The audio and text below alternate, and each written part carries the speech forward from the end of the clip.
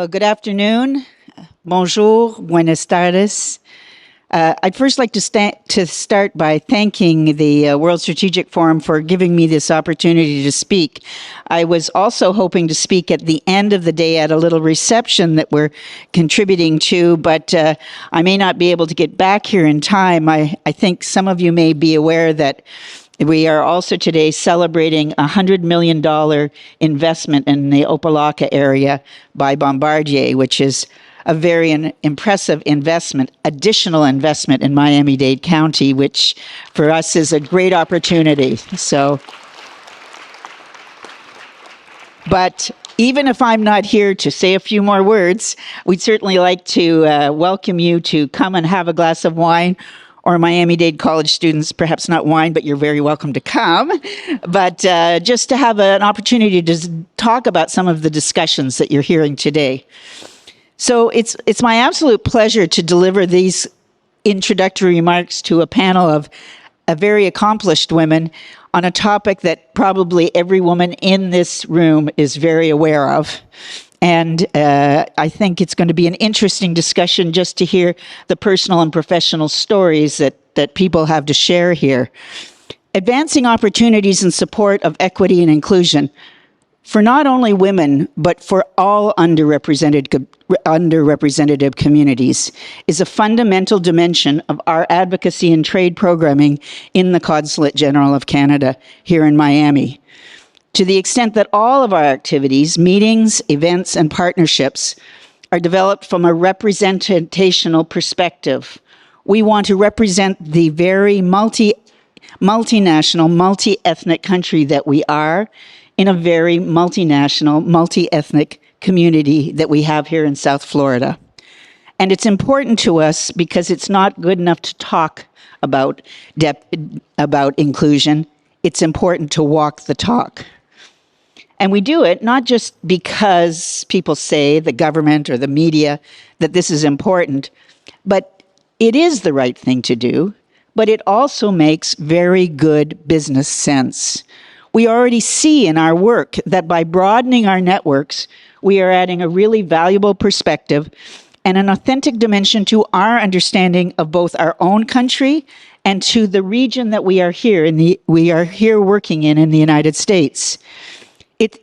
By taking this approach, we found that it helps us in the way we form partnerships, in the way we advocate with legislators on behalf of Canada's interests, in the way that we help Canadian companies, and in the way that we manage our own office of diverse employees. Because let's face it, research shows that workplace inequality affects not only individuals, but has a bearing on the productivity and profitability of the companies as well.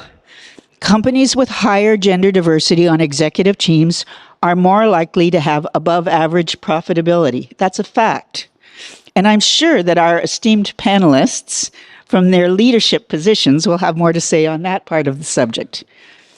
The COVID pandemic, in all of its devastation, further exposed the negative societal implications of gender inequality because many women were forced to choose between taking care of children who didn't have schools and daycares to go to, and their careers. And a lot of these women, about 2 million in the US and about 200,000 in Canada, have not yet returned to the workforce, which just underlines that these are not problems that will be solved and dealt with. They are situations that will take ongoing effort and management. Canada takes the issue of gender equality very seriously. We have implemented a robust infrastructure that's given us the tools and support needed to ensure that our policies and programming advance practices and values to further gender equality. In fact, we have an entire department dedicated to it, the Department of Women and Gender Equality, which in English has the abbreviation WAGE, very subtle, which understands the importance of empowering women in society and in creating economic security for families and shaping societal values and even in promoting peace and security among nations. In fact, in updating our free trade agreement with the US and Mexico, now called here the USMCA, we incorporated a chapter on gender equality, So although political parties here and in Canada don't always agree on everything, you may have noticed, but there was a bipartisan agreement that that kind of a chapter was required in this agreement. And for us, again, this is not just because it's a good thing to do, it's because it makes good business sense. And other free trade agreements that we are negotiating and that we have negotiated also are including this kind of a chapter. And I just also like to point out that while government has that responsibility to develop a structure for business to work in that helps them get on with business and not be distracted by non-business areas, we also do a lot of work on a practical level with our partners. And for example, as we work with our partners, we've worked a lot with the Organization of Women in International Trade here in Tampa Bay and in Canada, trying to bring these women together so they can support each other and develop those kind of relationships. And they are often small business owners, so that brings in another group that really needs that kind of support. We've also participated in another major conference that has a lot of Canadian women at it, Go for the Greens. We also have participated in the business development conferences of the U.S. National Gay and Lesbian Chamber of Commerce, because these are also underrepresented groups, and broadening the market makes good business. We have facilitated the development of exchange agreements. We're currently working on one between the Canadian Black Chamber of Commerce and the U.S. Jamaica Chamber of Commerce. And again, this makes sense. We have a lot of Jamaicans. Florida has a lot of Jamaicans. We can do things together that are the right things to do and which will create more business. I know that I've worked on the International Women's Day Awards Committee of the World Trade Center Miami, which is a big supporter of these ideas. And it's important, again, to recognize what women are doing, women of color are doing. We are trying to continue to help build this kind of representation, because working to increase diversity in underrepresented groups in international trade, that's for us where we are really going to see results. And I think, again, there's probably not a woman in this room who doesn't understand what I'm talking about. Probably many members of other underrepresented groups also understand what I'm talking about, that this is the right thing to do, and it is good business. And in that context, I'd like to turn this over to the moderator, President Pumariega, who also has a great story to tell. I love that she started as a basketball player at Miami Dade College and now is its president, because it get any better than that. Thank you. Over to you, Madam President. Thank you so much. I think I'm going to change the title of this panel and just call it like the power of purse.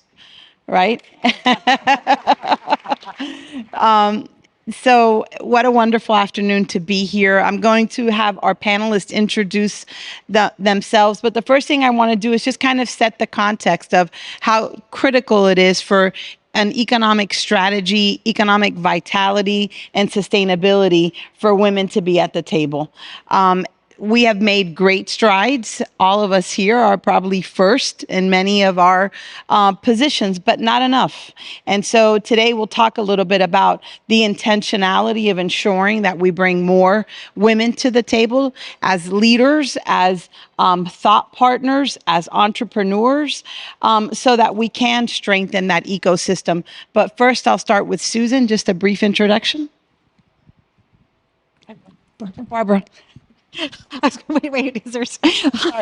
Barbara. Thank you, Madeline. I am Barbara Humpton, and I serve as the CEO of Siemens USA. And for those of you who don't know Siemens, it's the biggest, oldest company in the world. Some are bigger, some are older. No one is bigger and older than Siemens.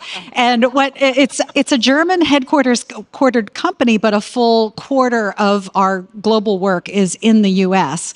And I have the privilege of leading the 40,000 employees across the United States as we pursue creating what I call the Internet of really big things, from rail lines like Brightline that travels right here in Florida, to the building automation systems that keep us safe and comfortable, to the technology that's transforming manufacturing today. And some people ask, what role do women play in a company like Siemens that has traditionally been a world of mechanical and electrical engineers? And I say leadership. We'll talk more about it. I love that. So sure, I'll introduce myself. My name is Maya Martinez, and first of all, I want to thank the organizers for having me. It's my first time in this meeting, and it's great to see the connectivity around all the topics that are coming out, regardless of what industry you sit in. I'm originally from Spain. I've been here in the U.S. now, living in Miami for the last 3 years. I'm based out of here, and I work for a company called GSK. It's a pharmaceutical company, for those of you that don't know. We have a strong presence in the United States with over 15,000 employees. We focus primarily in 4 distinct areas of healthcare. One of them is vaccines, from baby vaccines, adolescents, and elderly. We do oncology, for all type of products for the treatment of cancers and technologies. We also specialize in respiratory diseases and specialty medications with monoclonal antibodies in areas like lupus. So it's a $20 billion business here in the U.S. Again, that I have the privilege of representing today with all of you. No, thank you. Thank you very much for having me here today. It's so wonderful to look out and see this great audience. I'm Reta Lewis, and I'm the president and chair of the board of the Export-Import Bank of the United States. It's America's only export credit agency. And as an institution, our prime mission is how do we support America's exporters, small, medium, and large, with any sector, from any sector, size, industry, to provide financing tools for them to compete around the world and to win those contracts. And we are an institution that, as a financing tool, we provide direct loans, we provide working capital, support for small business, guarantees, and insurance products. And so it is, as you say, what does leadership look like at EXIM Bank? I'm really pleased to have been appointed by President Biden as the first Black female and the first African American to be the president of Export-Import Bank, and only the second woman. So as she says, we are in 88 years. But it is not enough for me to be there. It is all about the leadership that I think that the men and women, and I would say definitely the women, provide in EXIM Bank, because as a trade finance professional, you know that those rooms are not where they should be. You know that the women are not all at the parity level. And so one of the things that I am very serious about in the trade finance business, as well as we all know, when you look at financing professionals, minorities, Black and brown women in total are not there. And so it's so important to be able to always be as inclusive as I can and as we can in all things that we do. That's awesome. And I am Madeline Pumariega, the president of Miami Dade College. And to put it in context, I might be sitting here because I'm the first female president of Miami Dade College, the largest college in America, and the first female Hispanic chancellor of the Florida college system in my former role, leading 800,000 students across the state. And oftentimes, people always will ask, how does it feel to be the first? And I say, I don't know. I can only feel how it feels to be me, but I want to make sure I'm not the last. So in the context of that question, who's in your kitchen cabinet? When you think about where and the roles that you've played along the process, we all have a board of directors, but who's your personal board of directors? Who's in that kitchen cabinet that's trusted? Because I think it's one of the great advices that I can give, especially to our students that are here. It's who are your board of advisors? And Barbara, I'll start with you. Great. Yeah. Have any of you all ever ridden in an elevator made by Otis? Yeah. Judy Marks is the CEO of Otis Elevator, and she was my mentor at Lockheed Martin and invited me to come to Siemens. I got to follow in her footsteps. I was not the first female U.S. CEO for the Siemens Corporation. I'm following in Judy's footsteps. But here's a funny thing. Until about 5 years ago, I never thought that I deserved a kitchen cabinet. Only 5 years ago, 6 years ago, did I ever have my first experience with a coach. And can I just say that taking the time for yourself is something that is so incredibly impactful. And I would say this to the men as well, that the ability to actually elevate our leadership skills, no matter what stage of our career we're in, can be truly transformational. That's so important, a key point in terms of taking care of ourselves, right? And making sure that we spend the time. For us, it's going to look different. People will say to you, did you take up golf? No. I'll take up basketball one-on-one with any of the guys, but I'm probably not going to do myself justice trying to play golf. But it's being kind of okay in your own skin and who you are. So that's wonderful. Maya? I would say one of the things I try to do is with the people around me, you build the trust, right? These positions, sometimes it's not only the pressure, I think they can be very lonely. And there is no right answer probably to the 50,000 decisions that we're making throughout the year. But if you surround yourself with a strong leadership team that you trust, that has diversity of experiences, of opinions, and that feels comfortable enough to disagree or, build on one of your, opinions. I think that's what really helps me, continue to grow. I think the point that you made, Barbara, is super important, is that we have to continuously, either through a coach or through the people around us, think of improving. Right? The world is changing so rapidly that what you're doing today that works today is not going to work tomorrow. You have to move at the speed of everything that's happening. And you need to have the people around you that can help you do that. So true.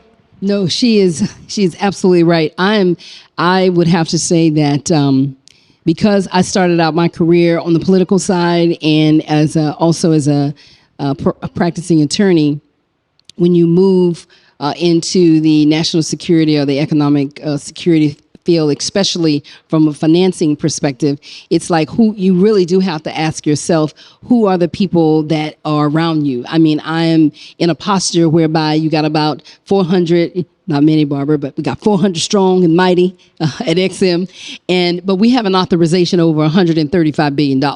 And of that authorization, of that $135 billion, we're talking about making some major financing decisions that impact hundreds and thousands of lives. So it's like when you reach a position like this, it's like who are around you. And I will tell you, the people where I have some of the same people that I started out with are some of the same people that are my friends today. For instance, a friend of mine, I came to Miami. I called her last night. I said, I'm in town. I said, I need to see you. Can you come over? She was like, I'll be there. Why was she there? We used to sit next to each other when we were in the White House. And we have maintained our friendship and our relationship. And there were some things that I needed to ask her for her advice about some different things that we're doing in communities, outreach, because that's one of her expertise. I think you have to have those kinds of friendships. You have to have those kinds of relationships. But I would tell you across the board, in my kitchen cabinet, I would say I have lawyers. I have financing professionals. I have national security and economic security professionals. I have my family, who I adore and who they don't tell me everything what I want to hear. They tell you the tough love sometime. And then young professionals, I will tell you, you have to have some people who think differently than the people that normally you might deal with. And I always enjoy having them because they have a totally different perspective. They would tell it to you straight. And they will also be there not to have, as you assist them, to me, they are assisting you. So I think you have to have a little crowd around you, and they have to be long-termers because that's where the trust comes into play for me. So important. So, I heard an accountant tells you your strengths and your weaknesses, right? Like making sure you've got a lawyer, you've got trusted friends, you've got people that can serve as mentors. And I always think you got to have a coach in there, somebody who just lifts you up and is a good strategist around you. But I want to stay right there. You said you had, leading 400 people. How do you ensure that you're creating those pathways for young women around you? And I'm going to take each of you to ask that question. I kind of said, well, how did you get here? And now how do we make sure that we continue that movement? She raises the best question. When I walked into EXIM and began my tenure, one of the first things I did was to meet with our human resource division, our senior vice president. And I said, okay, I want to see what does the picture look like of this 400 people, because data tells no lies. It tells you the truth. You got to understand the data. And that when I understood that I have over 100 of the 400, I have 100 people that are like this. They're at this level. I have people who are under the age of 25 or 30 that's skewing down here. And I'm like, well, that will never do. That will never do. This cannot be the bank of the future. It cannot be the bank for everyone if we don't have people who, not only from an age-wise, because we have an intergenerational workforce, as all of us do, but the bottom line is we got to train the young professionals. And so I think we call them growing professionals instead of the young professionals. I'm very, very inclusive in anything I do. When I look at people who send the memo, and I'm like, okay, well, they sent the memo, they wrote the memo, but are they in the meeting? I mean, I don't need just the SVP to show up when I'm trying to host the meeting of all these leaders and executives that come in. These younger professionals and the professionals, whether they're women or men, need to also have an opportunity to be at the table. So one of the things we've done, automatically, we started out, we created a MOU with historically Hispanic colleges. We're working on our one for historically Black colleges. And we, in the ECA world, are creating a new young cohort, which is the second time we've done this, of trade finance professionals that we're having them participate in the meetings that we do. So those are just a couple of the things that we're doing. And I think it's critical that we got to bring everyone along, because we know the numbers in the finance arena and the trade finance world. It's a little dismal. And so we've got to work harder. So I heard intentionality and strategic in there, right? Being intentional about doing it. Maya? Yeah. So in our company, in GSK, we're kind of unique in the sense that our CEO is a woman, our chief technology officer is a woman, our chief financial officer is now a woman. I lead their biggest business. So I would say from gender diversity in leadership roles, we had an aspiration, and I think you have to be intentional, right? And it's taken us a very long time to get there. This is not something we did overnight, but it was extremely intentional. And I think that's where we're at an aspiration for 2025 to have 45% of VPs and above as women. I think the area where we have a lot of room for improvement, and I'm focused on, is around ethnical representation in the VP levels. And we are right now around 17%. We have a target to get to 30% in 2025. The thing is not just hiring, is you have to do the programs that you're going to select your key leaders or people that you believe you should invest and accelerate their careers. We have, partnerships with great universities here in Miami. We have also historic Black and community universities in partnerships with them. We also do a lot of STEM programs to get people interested in sciences early on. So we're basically, our headquarters are Philadelphia and North Carolina, so we do a lot of STEM education there. And we go as early as summer camps. They're called Science in the Summer. And we have 30,000 kids that have gone through that in over 30 states. And it's just to start getting that conversation, to attract diverse talent, to attract early talent, because that's the people that you can help develop through their careers. Love that. Yeah, isn't this interesting? I love the language even that we're using here, because we know in business what gets measured gets done.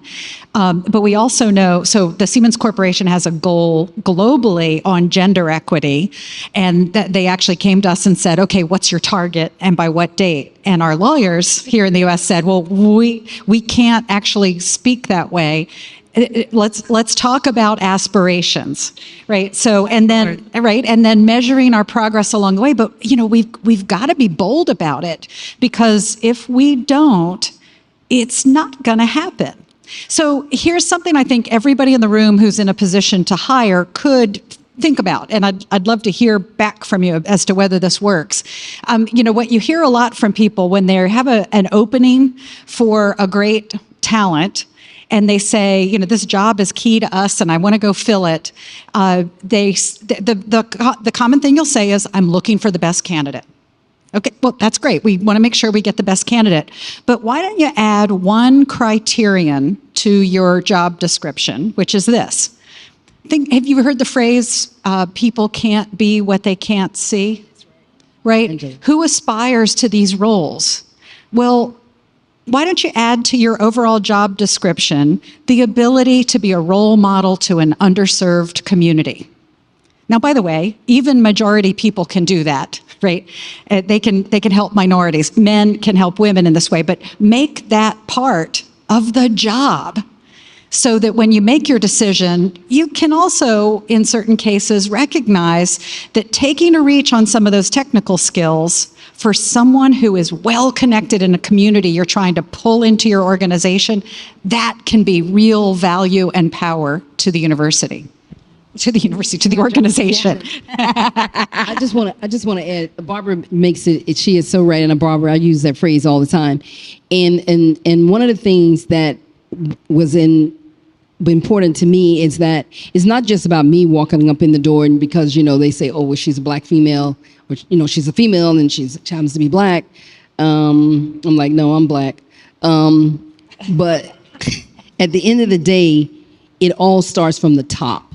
And the top for me is not me, it is the administration in which I serve in. So when an administration walks in the door and automatically puts out an executive order and says not only about the workforce, but also about contractors, also about how we're giving out billions of dollars and trillions of dollars, and where is everyone having the ability to participate. So when you get it from the top, and I sit down and I have these conversations about strategic plans and workforce plans and succession planning, which is so critical if we're going to be talking about the next generation, I don't have to sit there as the black female asking that question. It's like, hey, it came from the president. So let's get with the program. Yeah, and I think there's another really important aspect, and that's the culture that you set. I want to tell a funny story because the provost is right there, Dr. Harrison, you could wave. You talked about trust. We started our career almost at the same time at the college. She was then the chief of staff of the president. I was a student dean. We were young.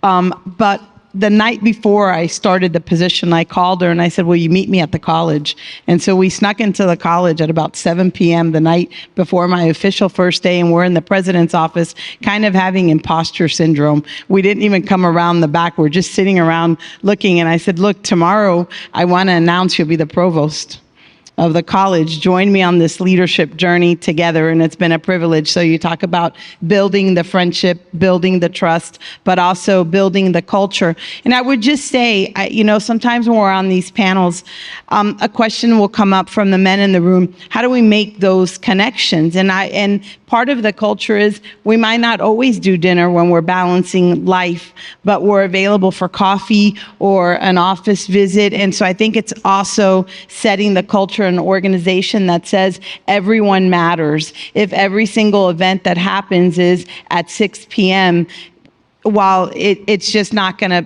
create the balance, and the best way that you create the most inspired and motivated and efficient employees are the ones who create that life balance. I never think you achieve it. You're always trying to balance. It's a balancing act. And so how do you all do it? You've managed through life and sometimes sandwiched between aging parents and young kids, college kids, grandparenting. What's your kind of little bit of advice that you think has worked along the way? Okay, so what I like to share with people, and this I realized this when I was in the midst of raising children. I shared with students this morning that my goal, I didn't have a career goal, my life goal was to be a grandmother. But I went through a moment when my kids were teenagers where I thought, I'm going to kill them. and I'm never going to be a grandmother if that happens. So, but what was, trying to be successful in a busy career as well as having crazy teenagers at home, what I discovered was the work-life blend. Using the technology that's available to us now to stay connected, but to be present where I was needed to be. And what we've done now at Siemens, we've actually eliminated things like all of the hierarchies of vacation days. It's flexible vacation. Take the time you need. What we focus on is outcomes, not hours on the job. It's a new challenge for managers to figure out, how do I manage my team? Thank you. Yes, I think that's an applause line too. But the work-life blend, figuring out that there is no perfect balance. True. Yes. So for me, I've always tried to disconnect. And I know when people tell me, do you really disconnect? I truly do. I mean, Friday comes along, forget it. I have a husband who's Spanish, high maintenance, expects me, hey, we won't quote it, but It's recorded. it's, he expects, to have a separate time from work. And even if I do emails on the weekends, I always put delay. No one from my team will ever tell you that they get an email. And if they do, it's because there's a serious problem. They'll get them on Monday morning. And I try to actually even space them out so you don't wake up to 50 on Monday morning. When it's vacation, I disappear. Because I also think that mentally I need it. If I don't do it, I'm worse for my teams. Like I notice around November, end of November, I'm in the meetings and I start feeling, oh, that's a stupid idea. Oh, that's a stupid idea. So it's either something's happened to everyone or it's just me and I'm impatient. So that's when I know I need to take a break. And I think it's really important, and everybody can take a break. When you feel that you can't, it's not true. No one is indispensable. Taking breaks, having hobbies outside of the office is critical. And, for us with the return to work, we're back in the office 2 to 3 days a week, face to face.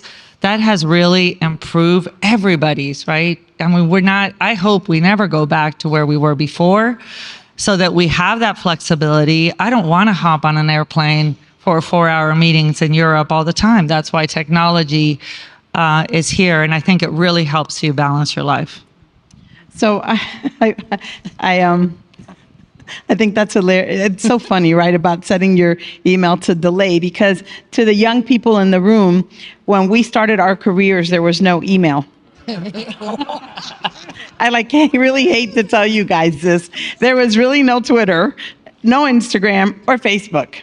But early in our career, when email started, you wanted to reply within 30 seconds. There was this misplaced pride that you replied right away, and that you replied at 1 a.m. and at 4 a.m, and somehow you wanted to show your boss you were working really hard.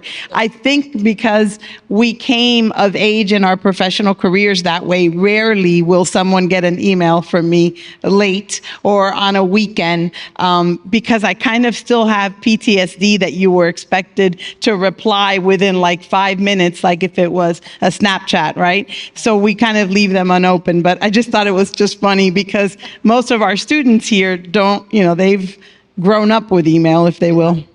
So on the work-life blend, I'm gonna use that one. I'm gonna use that one, Barbara, because I think she's absolutely right. It's about return to work. You have to correct your language. It's not back in the office. It's return to work in the office, so that when you say, "Well, we're back to work," and they were like, "Wait a minute, we were working." What do you mean? We were working, and so mine is a little bit different because in being in a political position, there is that window of opportunity. And so there is a sense of urgency that we have to have if we're going to fulfill the mission of our of EXIM, but also fulfill the mission that we've been asked to do. I think on the work-life blend for me, I always, even if I send an email in the middle of the night, I always say, "Don't answer me back." So I just want them to know, and I tell them all, It's on my mind. I got to get it out, and I cannot be sitting around like putting a timer on it like it should pop up to you in 9 o'clock in the morning. However, I try to be very strategic about that. It's only about things that are very, very important, and it's about things that's in their particular areas. But going to your point about where's the work-life blend for myself, it really is about my family. It is really about my faith. It is really about the business of understanding that there's something bigger than you that drives me, that my family has instilled in me. So it's good to be able, for me, to have a brother and sisters who I can lean on. And, you know, people, as they say, you can tell them almost anything. And then to see what kind of great advice they might come up with. And then from, you know, these jobs, as you can imagine, that just like all of you, these are some very difficult jobs whereby the trust factor is great. And so, you know, I try to find time to, as they say, disconnect, even though I may not be disconnected. I like that. So we're going to pivot. We're at, you know, part of the World Strategic Forum is really to talk about the economy, talk about economic growth and prosperity. And I want you just in a quick answer, what's the best economic advice you've ever been given to build your own personal wealth? Personal? Yep. Not the company, but yours. And then we're going to pivot to the company. Start early, right? Save and invest. I mean, think about it. What $1 invested in 1980? Wow. Yeah, I didn't do too well at that one, but I would agree that it would have been better. Yeah, I think also invest in things that you believe in fundamentally. Like for me, that's important. You know, stay stable in those investments. That's what I've done. I'm just going to go with Barbara. I think she's right. Start early, invest. And even if you decide to run for office and spend all your money, you got to start all over again. Just start all over again and keep working on it. Keep saving and keep investing and have some good friends to help you. Passive income. Yes. Find a way that, you know, what you're doing. First of all, best advice ever. Hoda, Today's Show, said to our students in a video, find something you really love and find a way to get paid for it. So, you know, purpose and passion, and align that to that. But I would say the second, you know, as Barbara said, start early, invest now, but find ways to have passive investments and strategic partners. I think that's another important aspect. But I love you brought up passion, because I'll tell you that my husband and I turned out didn't save every nickel. We love to travel. And in our 36 years of marriage now, we've visited all 7 continents. And he was spinning the globe last night on our, you know, maps. He's like, wow, look at all these places. If you find something you love, I mean, honestly, the old "you can't take it with you" really applies. That's great. So we're going to go to the political arena a little bit. No, not politics. Just some. You know, you've got a war with Russia and Ukraine. We certainly are talking about China and its impact to our strategic competitiveness. Talk a little bit about, just from your lens as you see the world events. And today, you know, if we weren't already a global economy and we were not globally connected when the internet started, the pandemic accelerated absolutely our connectivity in a global economy and even a global political sphere. Just talk a little bit about your thoughts in that area, and as global leaders and as globally engaged individuals, what do we need to be doing and thinking about? Sure. So from our side, it's been really enlightening in the last years, and you and I were talking about this before. Over the pandemic, I think we've probably accelerated because we had to, right, from a digital standpoint, and we had an overload of data. We realized some of the lack of systems. We had to absorb all of that data to make it useful. I think also from our side, we're an essential business, right? We've had to continue to make medications. We serve medications regardless if a country is in war or not. We have to continue clinical trials, clinical development, but we have realized some of the dependencies, right, that we had with some of the countries. So that's something that we're trying to correct for either in our manufacturing or from our suppliers standpoint, so that we have kind of that diversity of options, because not having the medications to patients is just not an option. So really going back to all of our chain, if you want, and saying, how do you diversify every option in there? How do you work with different partners? How do you work with different suppliers? How do we manufacture in different places? That's really been one of our biggest learnings. At Siemens, we'd been supporting the business community in this trend of globalization, but after what we've been through these last 2 years, we're helping with glocalization. The idea that you have to really focus on speed to need. Sometimes being able to perform is more important than getting the next incremental nickel out of your supply chain. But what I've been telling my employees in the US, and we should think about this throughout the Americas, the next 2 years, as Europe deals with war and the effects of the energy crisis, as China continues to wrestle with the pandemic, I believe the Americas need to step up to serve the world. As they say, I'm going to associate myself with those comments, Barbara. I totally agree. I think that the words collaboration and partnerships are taking on a whole new meaning as we see all of the big challenges that the different that are on the different continents and in the different countries. And America, who has always been in that leadership role, and I think is continuing to do that, and as aggressive as we can, there is a sense of urgency. And that sense of urgency says that, we are all in this together if we're going to be solving the biggest issues that are affecting our climate, the big issues about the need for the rebuilding of infrastructure, and like you say, all the things that's going to come from an unjust war and what's happening with people in Ukraine. I see, what I've definitely seen is that there's a new role for public-private partnerships. We're really seeing that that's being something very aggressive, and we're trying to understand that it is not just government. Government cannot do it alone. We have to have our private sector partners. We have to have our NGOs. We have to have our young people. Everyone, there's a place for everyone. And I think in one of the things about that I see happening in government is as we try to have the mantra of a whole of government approach, we can compete, but we don't have to be competitors, because where one ends, another one begins, and where one begins, another one ends. And because none of us have enough money, we have to pool what that is, but pooling it with the private sector, and not just the private sector when you may traditionally think of private, a business. I'm thinking about everyone from philanthropists to individuals who are making those big wealthy pledges. I mean, you name it.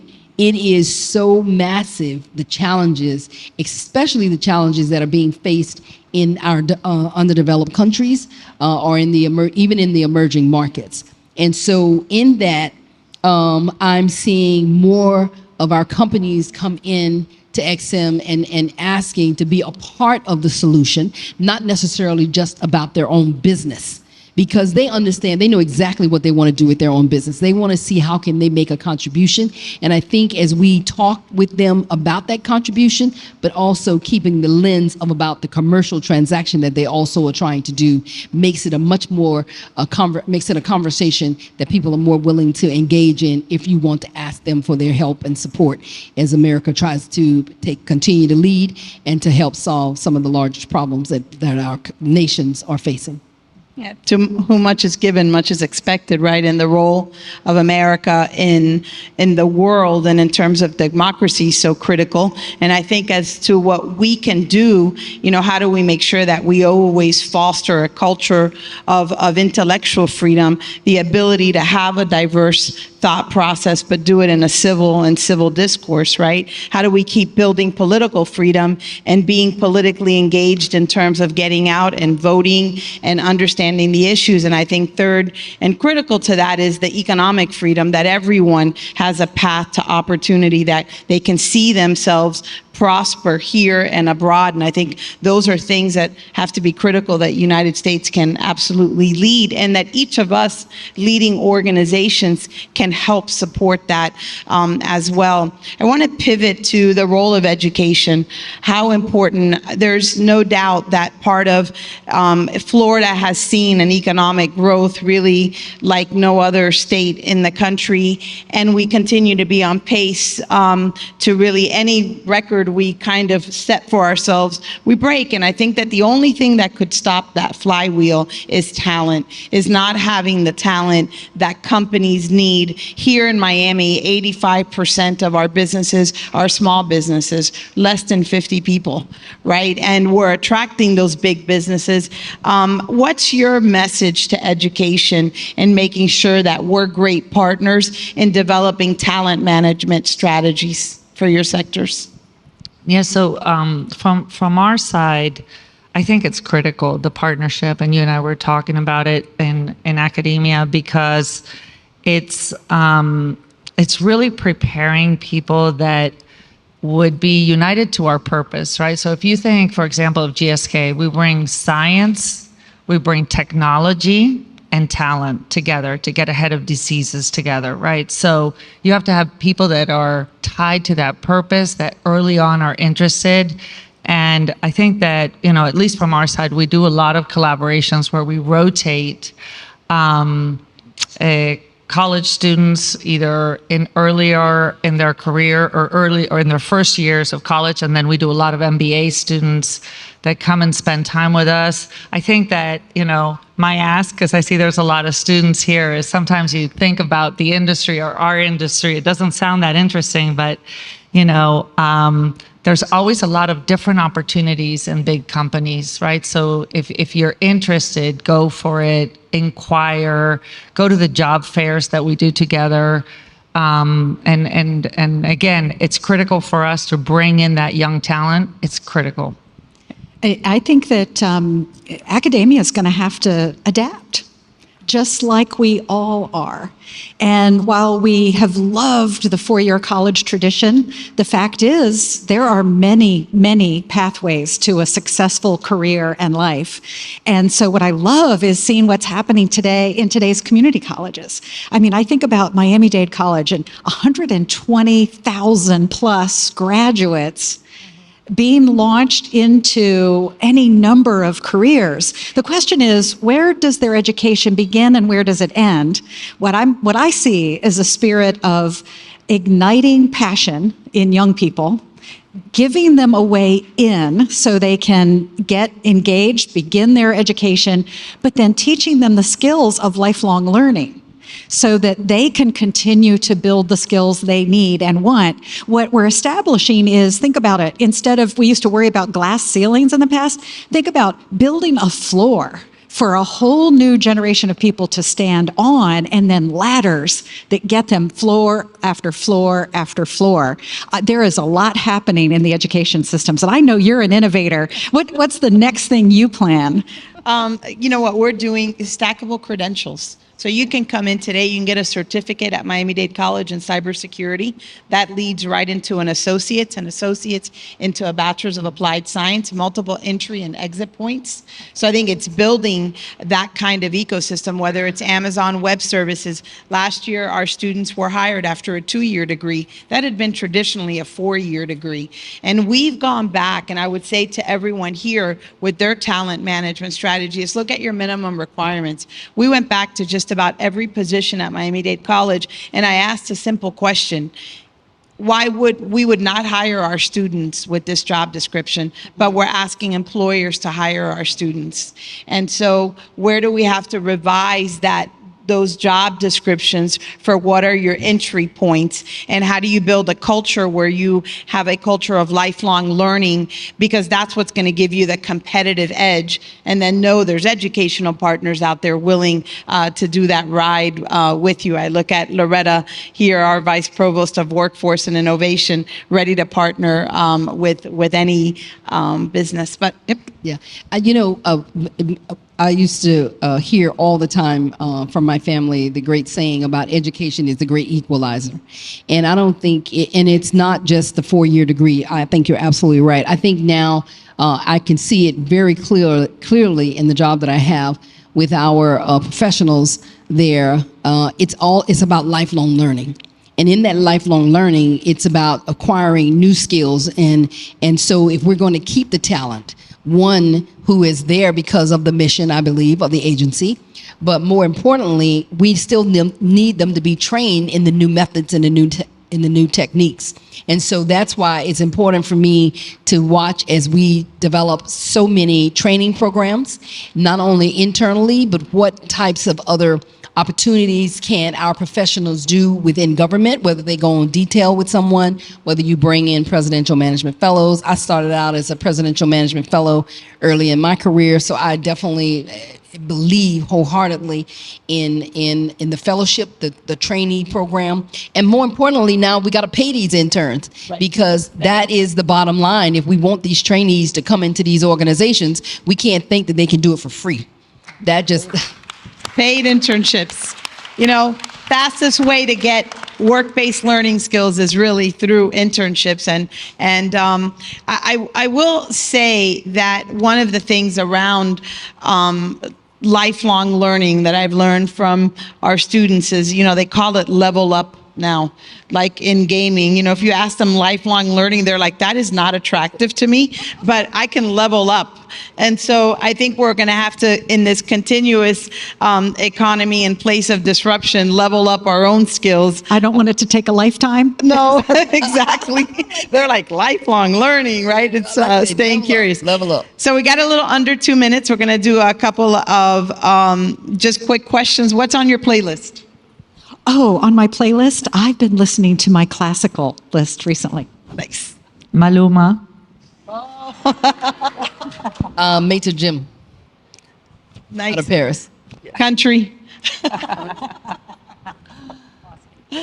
All right. As we close, just about what you are hopeful about, and just a quick second about what are you most hopeful about? What are you optimistic about? And what do you want to share everyone to leave today with that hope and optimism about our economy, about America, but about the world? Yeah, I mean, locally, we are at this moment when we have a lot to offer. And by the way, if you haven't visited a campus recently, go.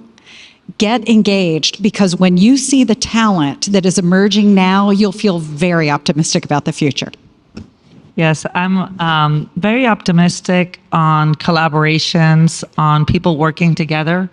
I feel that over the last years, we were very purposefully driven, and we realized we broke a lot of barriers of collaboration. So that gives me optimism about the future. I would say the most thing that I'm optimistic about is the talent that I see out there and the energy that they bring. And it doesn't matter whether they've been in the organization or whether they are coming to the organization. Coming to a place like EXIM is all about the mission. And I think what I'm optimistic about is that as we look to diversify our portfolio, we'll be bringing in people who have that same sense of mission and urgency. And I'm exceptionally optimistic about what's going on in the Black and Brown community and with women in particularly, but in terms of all communities, I'm optimistic about the fact of the collaborations that are going to be needed to push us all forward is actually happening, and very excited about it. And I'm optimistic about all of us and the global leaders and everyone here. So thank you so very much. And we brought this in Pearland.